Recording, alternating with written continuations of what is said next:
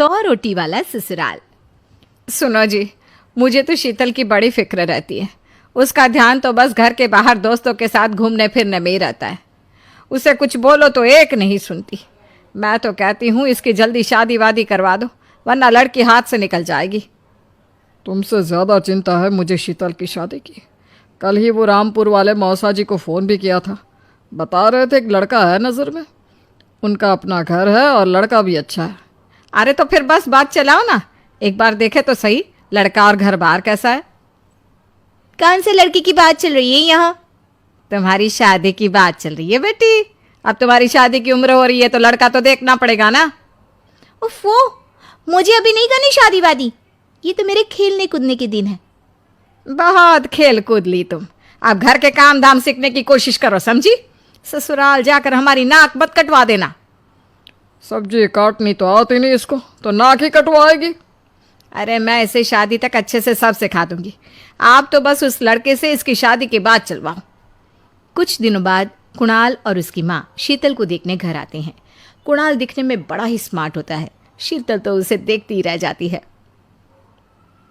देखो जी, हमारी कोई डिमांड तो है नहीं, बस हम चाहते हैं कि लड़की घरेलू हो, घर के सारे कामकाज संभाल ले। अब आपके परिवार में तो बस 3 ही लोग हैं, पर हमारा तो खूब भरा पूरा परिवार है। बाकी हमें लड़की के घूमने फिरने दोस्तों से मिलने से कोई दिक्कत नहीं है। घर का काम करने के बाद जो चाहे सो करे। अरे वाह, ये तो इतने बढ़िया लोग हैं। लड़का भी इतना स्मार्ट है और ऊपर से इन्हें मेरे घूमने फिरने से भी कोई दिक्कत नहीं है। हे भगवान, तूने तो बिना मांगे ही मुझे सब दे दिया। बताओ जी, और क्या चाहिए हमें? हमारी तरफ से तो रिश्ता पक्का है जी। बस फिर तो हंसी खुशी शीतल और कुणाल की शादी हो जाती है। शीतल मन ही मन बड़ी खुश होती है और उसी खुशी के साथ वो अपने ससुराल में कदम रखती है। आओ बहू, तुम्हारा अपने ससुराल में स्वागत है। ये मिलो अपने परिवार से। ये तुम्हारे ससुर जी, तुम्हारी ननद सुनीता और गीता, सुनीता के पति राजेश और उनके 2 बच्चे राजू और चिंटू। ये ना हमारे साथ यहीं रहते हैं। ये तुम्हारी दादी सास हैं और बाकी लोग अभी बाहर गए हुए हैं। इतने सारे लोग, ये सब यहीं रहते हैं इस घर में? अरे अभी तो मेरे देवर देवरानी और उनके 3 बच्चे यहाँ नहीं है। उसके मायके में भी शादी थी ना, तो बस वहीं गई है। कल तक आ जाएंगे। हे भगवान, ये घर है या धर्मशाला? ये सब एक साथ इस घर में कैसे रहते हैं? मुझे तो पता ही नहीं था इनका इतना बड़ा परिवार है। अब समझी कि कोई डिमांड क्यों नहीं की इन्होंने। ये सब चाल चले मेरे साथ। अरे बहू, खड़े खड़े क्या सोच रही हो? चलो अपने कमरे में जाकर आराम करो। जी माँ जी। अगले दिन शीतल का ससुराल में पहला दिन होता है। शीतल रसोई में जाकर सबके लिए खीर बनाने लगती है। तभी उसके ननद सुनीता आती है। अरे वाह भाभी, आज क्या बना रही हो? बस दीदी, आज वो पहली रसोई है ना, तो खीर बना रही थी। अरे भाभी, ये खीर वीर रहने दो। घर में 4 लोगों को शुगर है और कुछ लोग मीठा ही नहीं खाते। आप ना सीधा खाना ही बना दो।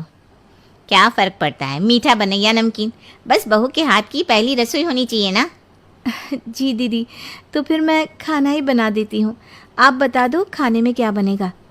बस सिंपल सी कोई सब्जी बना दो, जैसे आलू गोभी या आलू मटर, और उसके साथ रोटियां सेक दो। हमारे परिवार में अब तुम्हें मिलाकर पूरे 20 लोग हो गए हैं।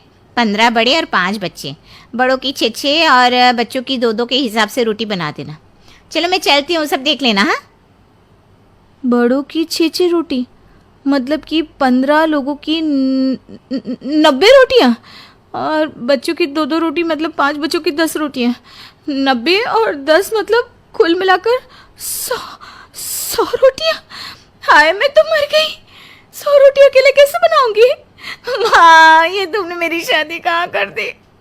शादी से पहले तो मैंने कभी 4 रोटी से ज़्यादा नहीं बनाई। शीतल एक बड़ी सी परात में 100 लोगों के हिसाब से आटा निकालती है और उसे गूंथना शुरू करती है। आटा गूंथते गूंथते शीतल के पसीने छूट जाते हैं।